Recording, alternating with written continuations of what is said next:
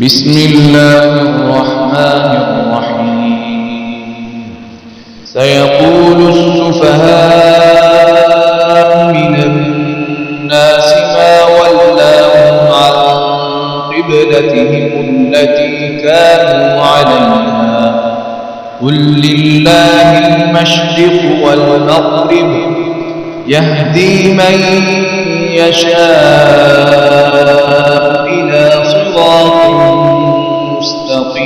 مستقيم وكذلك جعلناكم أمة وسطا لتكونوا شهداء على الناس ويكون الرسول عليكم شهيدا وما جعلنا القبلة التي كنت عليها إلا لنعلم من يتبع الرسول ممن ينقلب على عقبيه وإن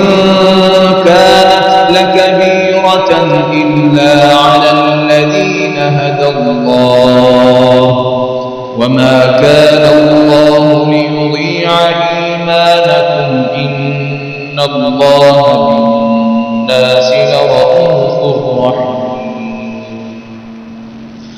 قد نرى تقلب وجهك في السماء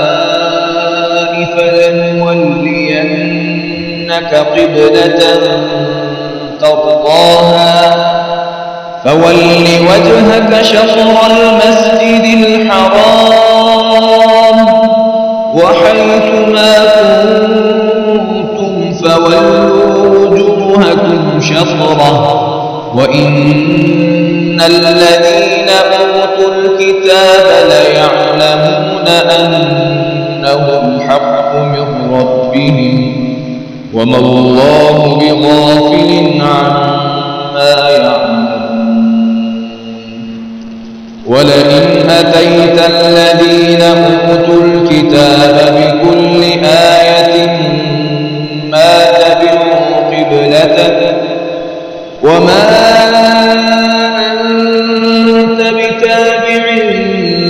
قبلتهم وما بعضهم بتابع قبلة بعض ولئن اتبعت أهواءهم من بعد ما جاءك من العلم إنك إذا لمن الظالمين الذين آتيناهم الكتاب يعرفونه كما يعرفون أبناءهم وإن فريقا